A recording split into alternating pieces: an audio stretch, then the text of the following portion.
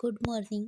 हम बात कर रहे हैं जो प्रीवियस क्वेश्चन पेपरों की, जिसके अंतर्गत हमने पिछली क्लास में कुछ क्वेश्चन है वो देखे।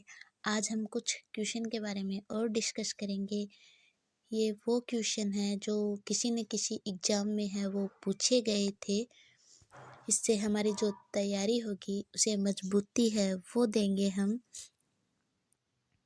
तो हमारा जो पहला क्वेश्चन है परमाणु एवं अणु में से ही है, वो लिया गया है कि परमाणु के भीतर न्यूट्रॉन तथा प्रोटॉन पर आरोपित बल है वो कौन सा है। ए ऑप्शन है ज्वारीय बल, बी ऑप्शन है गुरुत्वाकर्षण बल, सी ऑप्शन है नाभिकीय बल और डी ऑप्शन है विद्युत स्थैतिक बल। इसमें से कौन सा बल है वो न्यूट्रॉन तथा प्रोटॉन पर आरोपित बल होता है। तो इसमें हमारा जो सही ऑप्शन है वो आ जाएगा नाभिकीय बल है, क्योंकि परमाणु के अंदर है वो नाभिकीय बल है वो कार्य करता है। तो हमारा राइट आंसर है वो आ जाएगा सी नंबर ऑप्शन, नाभिकीय बल। अब चलते हैं हम अगले क्वेश्चन की तरफ कि रदरफोर्ड के अल्फा कण प्रकीर्ण प्रयोग से परमाणु में क्या सिद्ध हुआ। यानी रदरफोर्ड ने अल्फा कण प्रयोग की है, प्रकीर्ण प्रयोग की है, वो खोज की जिसमें परमाणु के अंतर्गत क्या सिद्ध हुआ।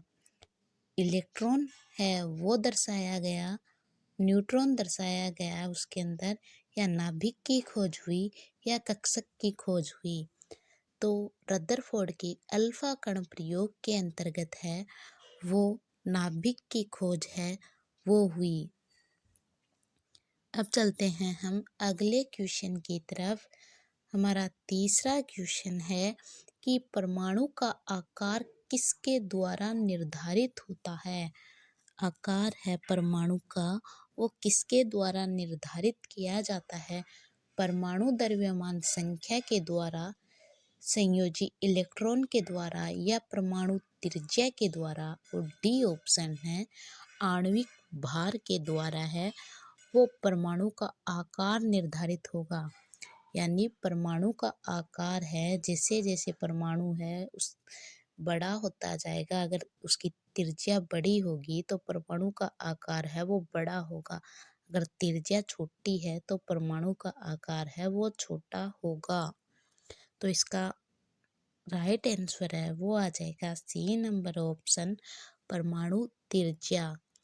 चौथा क्वेश्चन है कि निम्न में से ग्लोबल वार्मिंग गैस के लिए, ग्लोबल वार्मिंग के लिए उत्तरदायी है। तो ए ऑप्शन है मीथेन उत्तरदायी है ग्लोबल वार्मिंग के लिए, बी ऑप्शन है CO2 उत्तरदायी है, सी ऑप्शन है नाइट्रस ऑक्साइड है वो उत्तरदायी है और डी ऑप्शन है उपरोक्त सभी उत्तरदायी है।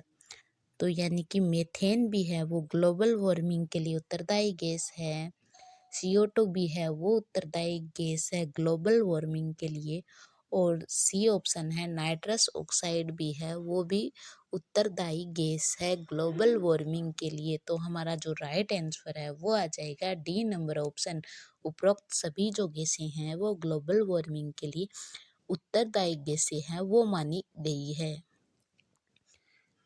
अगला क्वेश्चन है कि एल कोष में इलेक्ट्रॉन की अधिकतम संख्या है वो कितनी है। इलेक्ट्रॉन की संख्या ज्ञात करने के लिए एक सूत्र होता है 2n² है, एक सूत्र है वो होता है इलेक्ट्रॉन की संख्या ज्ञात करने के लिए। तो हमें जो पता है एल आता है दूसरे कोष में, तो 2 इंटू 2⁻², क्योंकि एल आता है दूसरे कोष में तो 2 2 4, 4 को 2 बार किया तो 8। तो हमारा जो राइट आंसर है वो आ जाएगा ए नंबर ऑप्शन, 8 है वो हमारा राइट आंसर है। वो आ जाएगा कि एल कोष में इलेक्ट्रॉन की अधिकतम संख्या होती है वो होती है 8। अगले क्वेश्चन की तरफ चलते हैं कि प्राकृतिक रबर किसका बहुलक होता है। ए ऑप्शन है नियोप्रीन का, बी ऑप्शन है 1,3 ब्यूटाडाइन का, सी ऑप्शन है आइसोप्रीन का और डी ऑप्शन है ब्यूना एन का। तो इसका जो राइट आंसर है वो आ जाएगा प्राकृतिक रबर है वो होता है आइसोप्रीन का बहुलक होता है। चलते हैं हम अगले क्वेश्चन की तरफ कि परमाणु की जो खोज है वो किसके द्वारा है वो की गई। परमाणु की खोज डाल्टन के द्वारा की गई, बोर के द्वारा की गई या फिर सी ऑप्शन दिया गया था मैक्सवेल के द्वारा है वो दी गई या फिर गोल्डस्टीन के द्वारा है वो दी गई। तो इसका जो राइट आंसर है हमें पता है परमाणु की खोज का श्रेय जाता है डाल्टन को। डाल्टन ने है वो परमाणु सिद्धांत दिया था और परमाणु की खोज का श्रेय है वो सीधा जाता है डाल्टन को। अगला क्वेश्चन है कि परमाणु का सर्वप्रथम मॉडल किसके द्वारा है वो प्रस्तुत किया गया। ए ऑप्शन है थॉमसन के द्वारा, बी ऑप्शन है रदरफोर्ड के द्वारा, सी ऑप्शन है नील्स बोर के द्वारा, डी ऑप्शन है रॉबर्ट हुक के द्वारा। तो परमाणु का जो सर्वप्रथम मॉडल दिया था वो दिया था थॉमसन ने। इन्होंने परमाणु को है वो तरबूज के आकार का है वो बताया जिसमें जो बीज होते हैं वो होते हैं इलेक्ट्रॉन और जो बाहरी भाग होता है वो इन्होंने प्रोटॉन है वो बताया।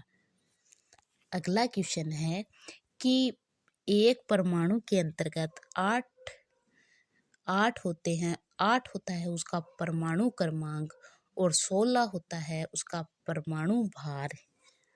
यानी इन्होंने एक अगर हमारा क्वेश्चन है कि परमाणु में एक जो परमाणु है उसका परमाणु क्रमांक होता है 8 और उसमें जो परमाणु भार है वो होता है 16। परमाणु भार है वो होता है 16 और जो परमाणु क्रमांक है वो होता है 8 और हमें न्यूट्रॉन की संख्या है वो ज्ञात करनी है। अगर हम परमाणु भार में से है उसके जो परमाणु क्रमांक है वो घटा दे तो हमारे पास है वो न्यूट्रॉन की संख्या है वो आ जाएगी। तो यहाँ पर हम घटाते हैं परमाणु भार में से परमाणु क्रमांक जब हम घटाते हैं तो हमारे पास जो न्यूट्रॉन की संख्या है वो आ जाती है 8। तो इसके अंतर्गत ऑप्शन में जो 8 है वो कौन से ऑप्शन के अंतर्गत है। पहला ही ऑप्शन है वो हमारा राइट आंसर हो जाएगा 8। चलते हैं अब हम अगले क्वेश्चन की तरफ। अगला क्वेश्चन है हमारा कि जो आइसोबार है वो किसको कहते हैं। जिनके पहला ऑप्शन है जिनके परमाणु भार समान हो, बी ऑप्शन है जिनमें न्यूट्रॉन एन मतलब न्यूट्रॉन की संख्या समान हो, सी ऑप्शन है प्रोटॉन की संख्या समान हो और प्रोटॉन की संख्या समान हो न्यूट्रॉन की संख्या है वो असमान हो, डी ऑप्शन है न्यूट्रॉन की संख्या समान हो। तो आइसोबार है वो उसको कहते हैं जिसमें परमाणु भार है वो समान होता है लेकिन जो परमाणु क्रमांक है वो भिन्न भिन्न होता है। तो इसका जो राइट आंसर है वो आ जाएगा ए नंबर ऑप्शन जिसका परमाणु भार है वो समान हो। धन्यवाद। आगे के क्वेश्चन है वो हम कल करेंगे।